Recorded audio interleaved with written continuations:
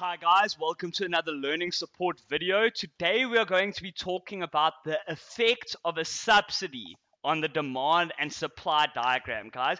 And what a subsidy is, guys, it's basically any form of extra money paid by the government to a business in order to increase the quantity they are supplying or decrease the price they are selling their goods at, guys. So now here, this is a normal example that you guys will see in most papers. So Billy's bread is struggling to keep his prices low. The government realizes bread is a low-cost food used by most of the country. Therefore, to prevent the raise in prices, the government gives Billy a subsidy to keep his prices low. Show the effect of the subsidy using a demand and supply diagram. Okay, guys, so this is a very usual example that they'll give you because bread is normally a very heavily subsidized food like type of food because it's very low cost, and a lot of the population or the poorer parts of the population will actually depend on bread's prices to keep their family fed every night. So it's very important, it's in the best interest of the government to keep the price for bread and for pap and those type of things low so that there's no issue with people not being able to eat every day, okay?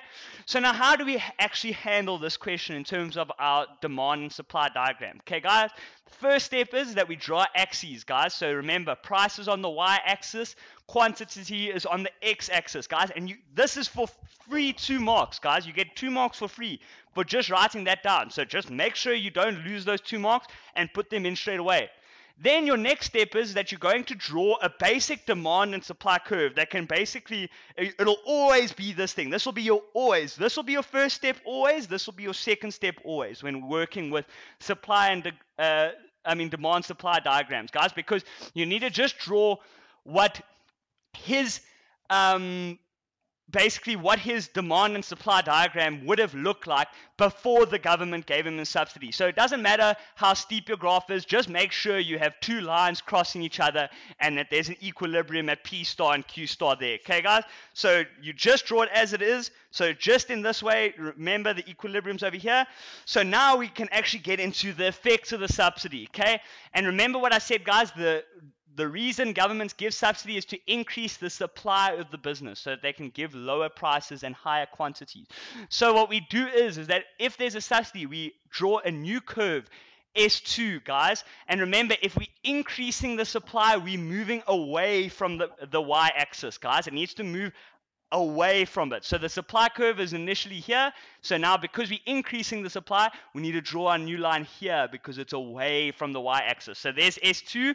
Then the next step would to be draw what the new equilibrium is. Okay, so we can see the new equilibrium is right there. So we put, then you put the new price as P2 and the new quantity as Q2. And then that's basically all you have to do for your diagram, guys. You have done everything you need to do for your diagram already. Now all you need to do is just explain what you've done.